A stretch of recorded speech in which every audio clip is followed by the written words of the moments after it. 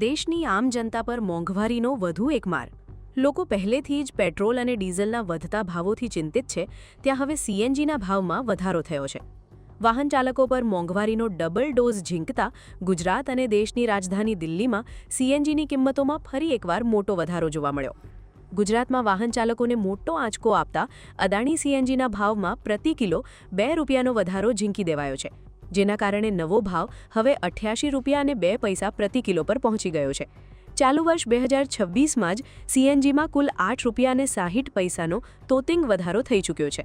Adani gas દ્વારા મે મહિનામાં જ આ બીજો મોટો ફટકો અપાયો છે.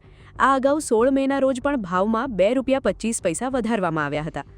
બીજી તરફ દિલ્હી અને એનસીઆર વિસ્તારોમાં પણ ઇન્દ્રપ્રસ્થ ગેસ લિમિટેડ એટલે કે આઈજીએલ દ્વારા સીએનજીમાં ₹2નો વધારો કરાયો છે, જેથી દિલ્હીમાં નવો ભાવ ₹83.09 થઈ ગયો છે. દિલ્હીમાં સ્થિતિ વધુ ગંભીર છે, જ્યાં છેલ્લા માત્ર 11 દિવસમાં રેકોર્ડ 4 વખત ભાવ વધારવામાં આવ્યા છે. આ સતત વધી રહેલા ભાવો પાછળ ગેસ વિતરણ કંપનીઓએ વૈશ્વિક પરિબળોને જવાબદાર ગણાવ્યા છે. આંતરરાષ્ટ્રીય બજારમાં કુદરતી ગેસની કિંમતોમાં ભારે ઉછાળો આવ્યો છે. સાથે જ અમેરિકન ડોલર સામે ભારતીય રૂપિયો નબળો પડતા ગેસ આયાત કરવાનો ખર્ચ ઘણો વધી ગયો છે. આ વૈશ્વિક દબાણને કારણે કંપનીઓ સ્થાનિક ભાવો વધારી રહી છે.